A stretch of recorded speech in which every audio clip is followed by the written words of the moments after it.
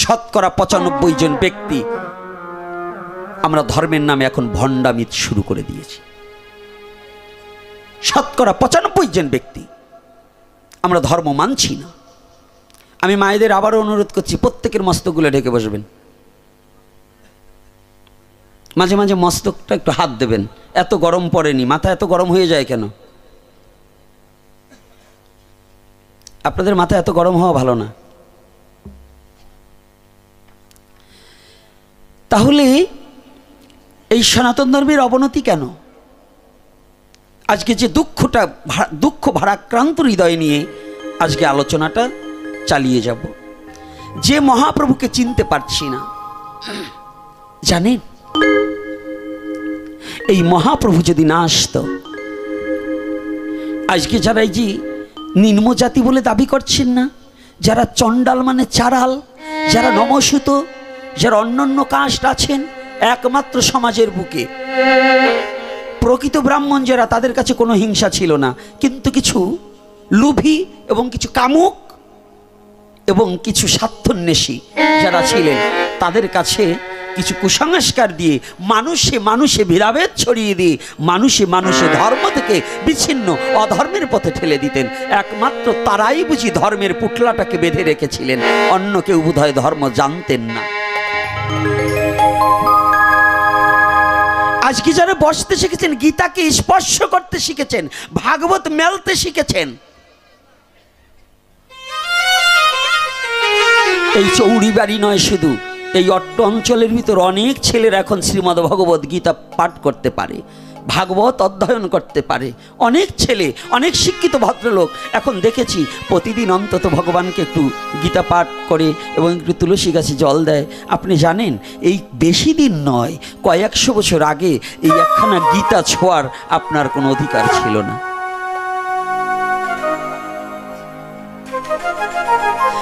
এখনো আজ অবধি সনাতনী জাতিদের মধ্যে একটা নোংরা কথা আছে যে গীতা যদি ভুল পাঠ করা হয় তাহলে তার অপরাধ হয়, যাতে অল্প শিক্ষিত লোক গীতাকে স্পর্শ না করে। কি বলা হয় কি না? আর আমি চৈতন্য চরিতামৃত থেকে দর্শন দেখিয়ে দেব, আমার মহাপ্রভু বললেন ওটা কোনো কিছু নয়। গীতা এবং শাস্ত্র অধ্যয়ন আলাদা, শিক্ষিত হলে নয়। এই শাস্ত্র অধ্যয়ন শিক্ষিতর সাথে কোনো সম্পর্ক নয়, শাস্ত্রটা কিন্তু শিক্ষিতর সাথে সম্পর্ক নয়। একদিন পাবন অবতারী শ্রীমানে গৌর হরি সংকীর্তন রতইতা সংকীর্তনের পিতা, হরিনাম করিতে করিতে করিতে করিতে সুরধ্বনি গঙ্গার পার দিয়ে ছুটে চলেছে অগণিত ভক্ত তাহার পিছে ধেয়ে হেঁটেছে অগণিত ভক্ত হরিনাম করছে, আর মহাপ্রভু নৃত্য করছে, নিতাই চাঁদ নৃত্য করছে, বক্রেশ্বর পণ্ডিত নৃত্য করেছে। নিত্যপটীয় সে বক্রেশ্বর পণ্ডিত, আর মহাপ্রভুর সাথে, মহাপ্রভু তো পাণ্ডিত্যের কি বলবো, বাঘ সরস্বতীর বাঘ পুত্র পর্যন্ত মহাপ্রভুর কাছে পরাভূত হয়ে গেছে। দিগ্বিজয় পণ্ডিতরা পর্যন্ত মহাপ্রভুর কাছে পরাভূত হয়ে গেছে। আর কত শত পণ্ডিত মহাপ্রভুর পিছনে পিছনে পাণ্ডিত্য অর্জন নয়, আজকে ওই যুক্তিবাদী ছেড়ে দিয়ে ভক্তিবাদের অন্বেষণে আজ মহাপ্রভুর পিছনে পিছনে ছুটে চলছে। যুক্তি দ্বারা ভগবানকে পাওয়া যায় না যদি ভক্তি তার মধ্যে লুকায়িত না থাকে। শুধু যুক্তি দিয়ে কখনো ভগবত ভজন হয় না, ভক্তির মধ্য দিয়ে ভগবত ভজন হয়। আজকে যখনই হেঁটে চলছে, হঠাৎ করে পাশে একটা, ওই সুরধনী গঙ্গার পাশে একটা বৃক্ষ নিচে বসে একজন ভক্ত কি যেন একখানা গ্রন্থ পড়ছে, আর দুটি চোখের জলে বক্ষ প্লাবিত হয়ে যাচ্ছে। যে গৌরকে দেখার জন্য লক্ষ লক্ষ জীব যার পিছনে ছুটছে, আর ও ব্যক্তি পাশ দিয়ে গৌর হেঁটে যাচ্ছে, কোনো লক্ষ্য না করে শুধু কাঁদছে। এই ভক্তের সমাজেও তো কিছু বেশধারী ভক্ত আছে, কিন্তু পরের দোষ খোঁজার জন্য বসে আছে, এরকম ব্যক্তি আছে না? তো একজন বলতেছে, কারো অন্তরের কথা তো কেউ জানে না, অন্তরের কথা একমাত্র অনাদির আদি গোবিন্দ ছাড়া কেউ বিশ্ব জগতে বলিতে পারে না। এক ভক্ত বলে উঠেছে, ওই পাশে গিয়ে দেখছে যে উনি কি অধ্যয়ন করে, তো গিয়ে দেখতে পাচ্ছে একখানা শ্রীমদ্ ভগবদ গীতা পাঠ করছে, কিন্তু যা বলে সব ভুল। যদি একটা সঠিক বলে 13টা তার ভুল বলে, কিন্তু আবার কাঁদছে। এসে বলছে, মূর্খ, গীতার কোনো ভাষ্য বোঝে না, গীতার শ্লোক বোঝে না, ও আবার কাঁদছে। তো মহাপ্রভু পাশে, তো মহাপ্রভু এই কথাটা শুনেছে। ভগবান সব সইতে পারে। ভগবান বললেন, আমাকে যদি কেউ আঘাত দেয় সেটা আমি সয়ে নিতে পারি, কিন্তু যদি কেউ আমার ভক্তকে আঘাত করে ওই আঘাত আমি কোনোদিন সয়ে নিতে পারি না। রাধে রাধে।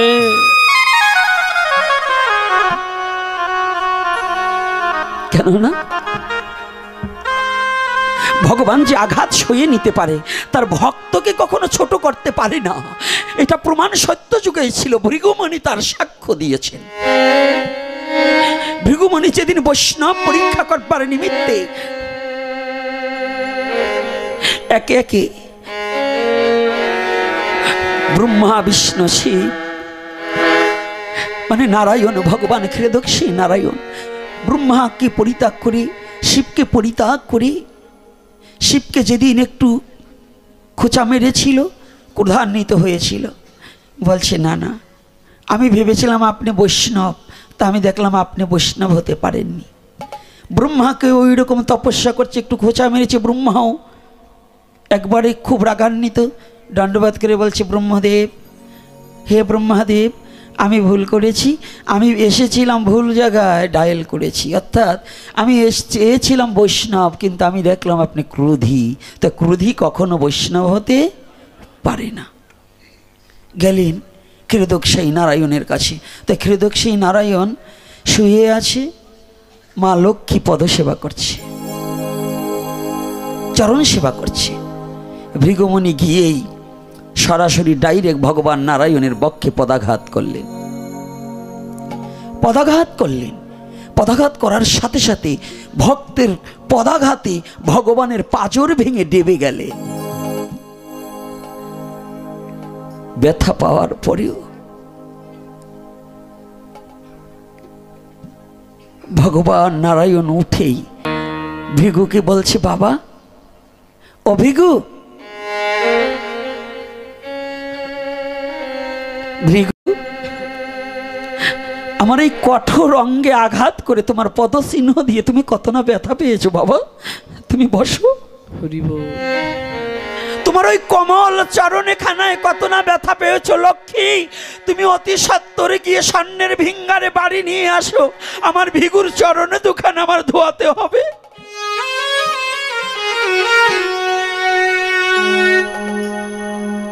ভগবান হইও যখন এহেন কথা বলেছে, ভৃগু দুটি চোখের জল ছেড়ে দিয়ে ভগবান নারায়ণের দুখানা চরণ জড়িয়ে ধরলেন।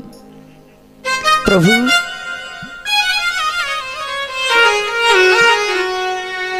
আমি খুঁজেছিলাম একজন বৈষ্ণব, আমি তো আপনি ঠিক সেই বৈষ্ণব ধর্ম প্রবর্তক, আপনি সেই বৈষ্ণব, ইহা ছাড়া আর কোনো বৈষ্ণব আমি খুঁজে পেলাম না। ভগবান বললেন, ভৃগু বলছে, প্রভু আমি তোমার কোমল অঙ্গে আঘাত করেছি। বলছে, না না ও ভৃগু, ভক্তের পদচিহ্ন আমার দেওয়া অলংকার, আজ হতে যত পুরুষ জাতি হবে তার এই বুকের মাঝখানে ভাঙাই থাকবে। প্রতিটা পুরুষ জাতির এই মাঝখানে দেখুন খোঁজ আছে, এটা ভৃগু পদচিহ্ন। এজন্য গোপালের মূর্তি তৈরি করলে কিন্তু এক জায়গায় দেখবেন পদচিহ্ন দেওয়া থাকে। তাহলে ভগবান সব সয়ে নিতে পারে, ভক্তের আঘাত তো ভগবান সইতে পারে, কিন্তু ভক্তকে যদি কেউ আঘাত করে সেটা আর ভগবান সয়ে নিতে পারে না। ভগবান কখনো ওটা মেনে নিতে পারে না। আজকে যখনই গৌরহরির কর্ণের কাছে বলছে যে মূর্খ, গৌরহরির অন্তরে খুব আঘাতে লেগেছে। আহা, তোমরা আমার ভক্তকে মূর্খ বলেছ? হ্যাঁ, আমার ভক্ত জগতে কোনোদিন মূর্খ হয় না। যারা কৃষ্ণ ভজন করতে জানে তারা কোনোদিন মূর্খ থাকে না বিশ্ব চরাচরে। মূর্খ কে? কে মূর্খ? মূর্খ সেই একটা কবিতায় ছিল না, বলো দেখিয়ে জগতে মূর্খ বলি কারে? উত্তর দিচ্ছে হিতাহিত জ্ঞান নাই মূর্খ বলি তারে। তারে হিত আর অহিত। হিত কহি কাহে? হিত কাহাকে কহি? আত্ম উন্নতি, আত্মতত্ত্ব উপলব্ধি জ্ঞান যার নাই তার কোনো হিত হয় না, সেটা অহিত। সে যত বড় শিক্ষিত হোক, ডক্টরেট করুক, MA করুক, কিছু আসে যায় না। কারণ যদি তার আত্মচৈতন্যবোধ, আমি কে, আমার পরমাত্মাকে, আমি কোথা থেকে এসেছি, কেই বা আমাকে বিশ্বজগতে পাঠালেন, এই তত্ত্ব যার উপলব্ধি না আছে তার কোনোদিন হিত হতে পারে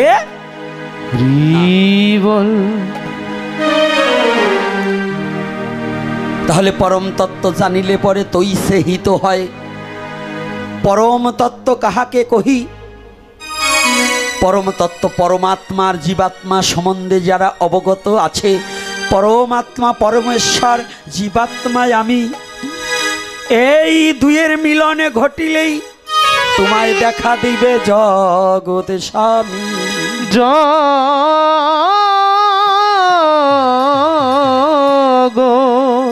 স্বামী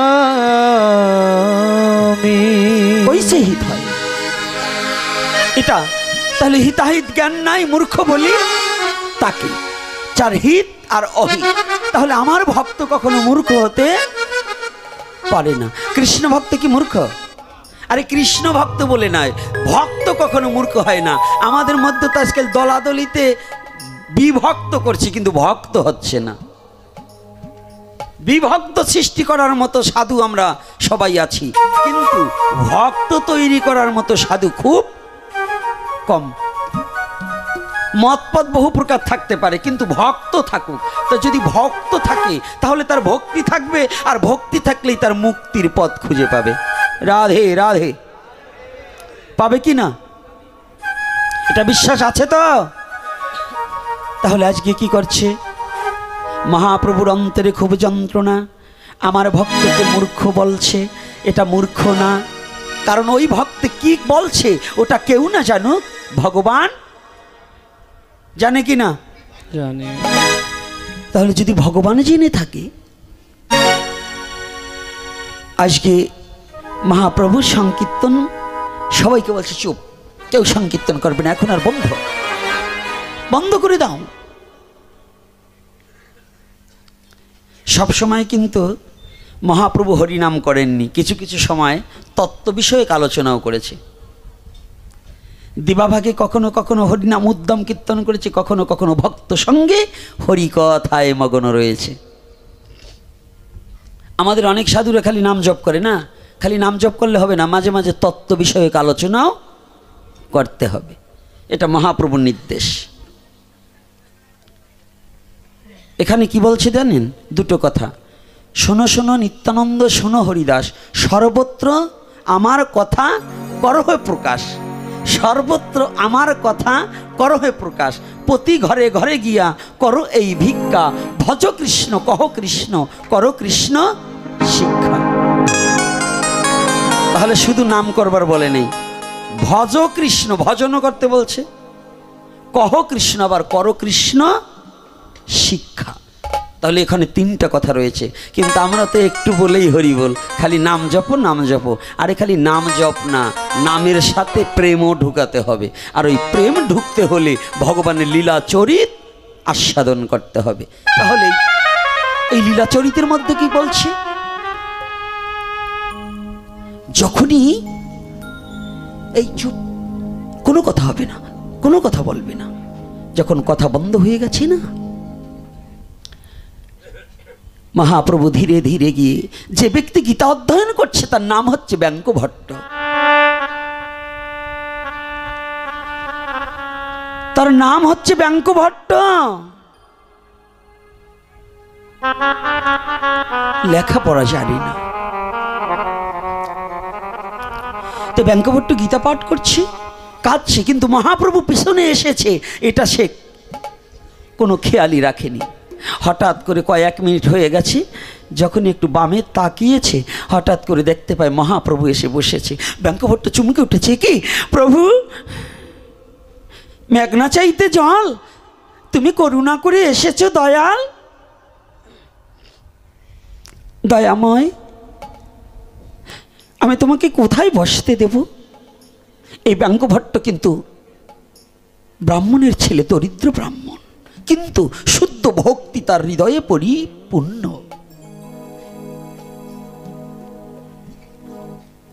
ব্যঙ্কভট্ট গায়ের যে ছেঁড়া উত্তরীখানা ছিল, মহাপ্রভুকে পেতে দিয়ে বলছে, প্রভু তুমি এসেছো বান্ধব, জীবনে কোনোদিন আমি তোমাকে ডাকতে পারিনি, জীবনে কোনোদিন তোমাকে আমি ভালোবাসতে পারিনি, জীবনে কোনোদিন তোমার চরণ প্রান্তে তোমার চরণের দাস হওয়ার যোগ্যতা আমার নেই, তবে তুমি কৃপাময়, তো তুমি কৃপা করবার নিমিত্তে ছুটে এসেছো আমার কাছে। তুমি যখন এসেছো, তোমাকে বসবার দেব এমন কোনো জায়গা আমার নেই, তবে গৌরহরি যে আসনখানা দিয়েছি, কৃপা করে তুমি এই আসনখানা উপবেশন করে তুমি একটিবার বসে আমাকে ধন্য করো প্রভু।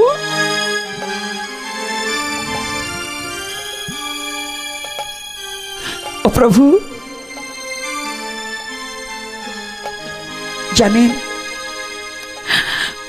ভক্তের কিছু না থাকলেও দুটো জিনিস থাকে,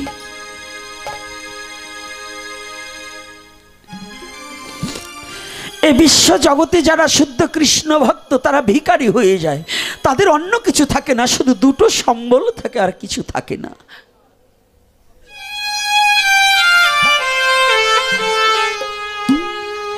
শুদ্ধ কৃষ্ণ ভক্তর ভগবানকে দেওয়ার মতো শুধু দুপুটা নয়নের জল আর বেকুলতা, দুপুটা নয়নের জল আর বেকুলতা ছাড়া ভগবানকে দেওয়ার শুদ্ধ ভক্তের আর কিছু থাকে না। কেন? ভগবান তার ভক্তকে এই বিষয় বৈভব থেকে মুক্তি করে তার চরণ প্রান্তে টেনে নেওয়ার জন্য সব কিছু বিনাশ করে দেয়।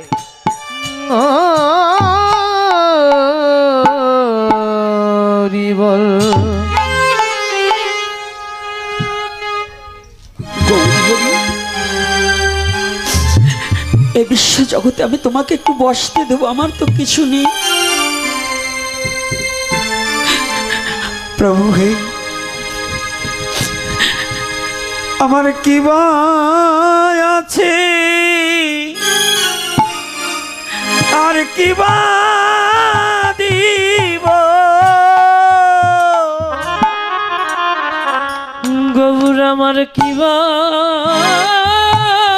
আছে আর কি বা দেব, গৌর আমার কি বা আছে, গৌর হে, গৌর হরিব আর কি বা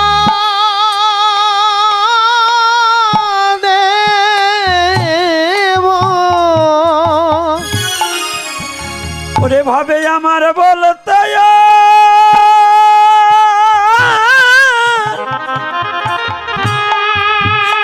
আর কিছু নাই রে, গৌর হে আমার কি বা আছে আমি কি বা দিব জগতে আমার বলিতে আর কি বা আছে আমার কি বা আছে আর আমি কি বা দেব ভাবে আমার বলিতে ভবে আমার বলতে আরে কি ভয় আছে আর কি বা আছে আমার কি ভয় আছে আর আমি কি বা দিব ওই আমার কি বা আছে কি বা দিব আমি কি বা দেব গৌর হে কেবল তোমার চরণ ছাড়াই আমার আর কিছু নাই রে তোমার চরণ ছাড়াই আমার আর কিছু নাই রে তোমার চরণ ছাড়া গৌর হরি বল আমার আর কিছু নাই আমার আর কিছু নাই রে তোমার ওই চরণ ছাড়াই আমার গৌর হরি আর কিছু নাই রে ও গৌর তোমার চরণ ছাড়াই আমার আর কিছু নাই রে গৌর তোমার চরণ ছাড়া আমার আর কিছু নাই রে ওরে বলা বলা আমি কোথায় যাব তোমার চরণ ছাড়াই আমার আর কিছু নাই রে বলো বলো জয় নিতাই গৌর হরিব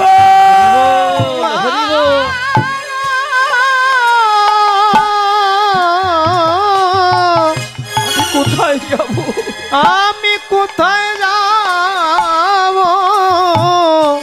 তোমার চরণ ছাড়া তোমার চরণ ছাড়া গৌর হরি আমার আমার আর কিছুই নাই রে প্রভু তুমি এসেছো বান্ধব জানো প্রভু তুমি কথা দাও আজ যেমন তোমাকে না ডাকতে পেয়েছি আজ যেমন তুমি না ডাকতে ছুটে এসেছো তুমি কথা দাও একটিবার গৌর হরি ও গৌর সেদিন আমার বলতে কেউ থাকবে না যেদিন একে একে সবাই আমাকে ছেড়ে দেবে সবাই আমাকে বিদায় দিয়ে দেবে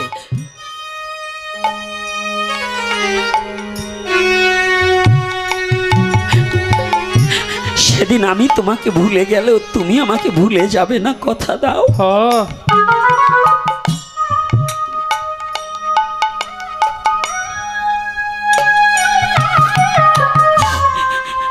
এই জগতে সবাই সবাই আমাকে ভুলে যাবে তুমি আমাকে ভুলে যেও না জানো প্রভু আমিও যদি তোমাকে ভুলে থাকি তুমি আমাকে ভুলে থেকো না সেদিন কৃপা করে তুমি এসে আমাকে ভব নদী পার করে দিও ও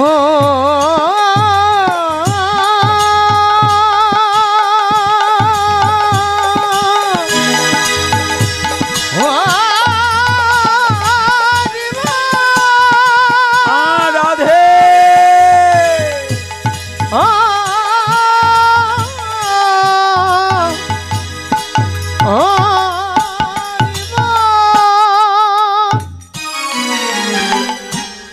তুমি আমাকে ভুলে যেও না প্রভু।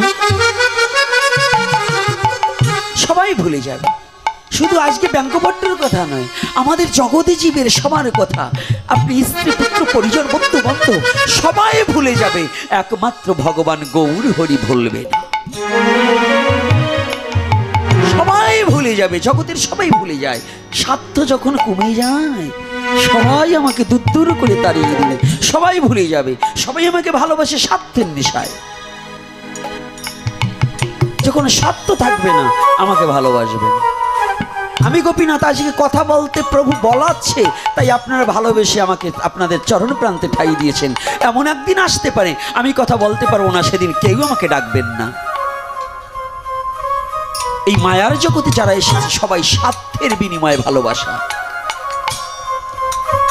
কিন্তু স্বার্থ ছাড়া একজনই ভালোবাসে, তিনি আমার অনাদিরাদি গোবিন্দ পরম পুরুষ পরমেশ্বর ভগবান কৃষ্ণ। এছাড়া বিশ্বজগতে স্বার্থ ছাড়া কেউ ভালোবাসে। মায়াবাদী কথা বলবেন স্বার্থ ছাড়া ভালোবাসে শুধু আমার মা, মিথ্যা কথা। প্রত্যেকটা মাও চায় আমার সন্তান বড় হবে, আমি যখন বৃদ্ধ হব আমি ঘরে বসে ভালো মন্দ এনে দেবে, আমি খাবো। ছেলে আগে কত ভালো ছিল, মায়েরা অনেক মায়ের আছে ছেলে আগে ভালো ছিল, আমি যা বলতাম তাই শুনতো। ছেলে যখনই বিয়ে করিয়েছি আর ছেলে আমার কথা শোনে না, এরকম বলে বেড়ায়, মিথ্যা কথা। অর্থাৎ একটু স্বার্থে কম পারলেই আমার বদনাম সারা বিশ্ব জগৎ ছড়িয়ে দেবে। কিন্তু আমাকে যিনি পাঠিয়েছেন, আমার ভগবানের নাম করছি না, ভগবানের কখনো ভজন করছি না, ভগবানের কখনো তার চরণে একটু পুষ্পাঞ্জলি দিচ্ছি না, ভগবান কি কারো কাছে আমার বদনাম করে বেড়াচ্ছে? রাধে রাধে করে, তাহলে স্বার্থ তার আছে? আমার স্বার্থের জন্য ভগবান পৃথিবীতে সব কিছু সৃষ্টি করেছে। এই পৃথিবীতে যাহা কিছু সৃষ্টি আছে মানুষের জন্য সৃষ্টি করেছে, কিন্তু ওই পশু পাখি কীট পতঙ্গর জন্য মানুষ সৃষ্টি করেনি। মানুষের জন্য পশু পাখি কীট পতঙ্গ বৃক্ষ তরুলতা আদি চন্দ্র সূর্য আকাশ বাতাস জল পৃথিবীর সমস্ত কিছু একমাত্রই মানুষের জন্য ভগবান সৃষ্টি করেছে। একটা না একটা কাজে লাগবে। আপনি যাকে ঘৃণা করে একটা যোগ ফেলে দিবেন, অথর্ববেদ তাতে ওই যোগটার গুণবলী দিয়েছে, একটা মানুষের এমন একটা বেদি হতে পারে ওই যোগের রক্ত দ্বারা সেই বেদিটা নির্মূল হয়ে যাবে। আপনি তাকে ঘৃণা করছেন, ভয় পাচ্ছেন। সর্প, এই সর্পের বিষ দ্বারাও মেডিসিন তৈরি করা হয়, শুধু এ যুগে নয়, সত্য যুগ হইতে প্রবাহমান বিষে বিষক্ষয়। সনাতন ধর্মটা এত চারটেখানি কথা নয়। হে যুব সমাজ, সনাতন ধর্মের তত্ত্বগুলোকে অবলোকন করতে হবে, সনাতন ধর্মটাকে আগে বুঝতে হবে। তাই বলছি গৌরহরি, সবাই ফেলে গেলেও তুমি আমাকে ফেলো না। গৌরহরি হঠাৎ করে বলছে, ব্যাঙ্ক আচ্ছা বাবা তুমি কি অধ্যয়ন করছো? প্রভু আমি না শ্রীমদ্ ভগবদ গীতা পাঠ করছি। গীতা পাঠ করছো? গীতার শ্লোক তো তুমি ভুল বলছো। অমনি দুটি চোখের জল ছেড়ে দিয়ে বলছে, প্রভু গীতা ভুল না শুদ্ধ আমি তো এটা জানি না। বলছি তুমি জানো না? বলছি না। তাহলে কাঁদছো কেন? তুমি যদি গীতা ভুল না শুদ্ধ এটাই যদি না জানো তাহলে তুমি কাঁদছো কেন? কে প্রশ্ন করতে পারে না? এই যে আগামী দিন থেকে হরিনাম শুরু হবে, এই হরিনামে একজনকে কত বাচ্চাকে মারা হয়, কত ব্যক্তিকে মারলেও কাঁদে না, কাঁদে? কিন্তু হরিনামে বসলে এমন আমি দেখেছি, নিজে চোখে দেখেছি, এই এদের মতো ছেলে জানেন ওরা হরিনাম শুনে কাঁদে।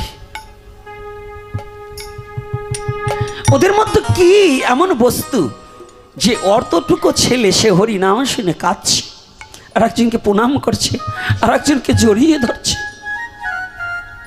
তাহলে এই হরি নামের মধ্যে কি আছে? এমন কোন মধু আছে যে ওই মধুটাই আর কিছু নয়, যাকে মেরে কাঁদাতে পারে না সেই ব্যক্তি ওই নাম শুনেই কাঁদে, নাম শুনেই কাঁদে, পাগল পারা হয়ে যায়। এজন্য নজরুল, ইসলাম ধর্মের নজরুল, তিনি বললেন যার নাম শুনে হৃদয়ে এত প্রেম জাগে, চোখে আনি এত জল, সে হরি কেমন বল রে তোরা, সে হরি কেমন বল।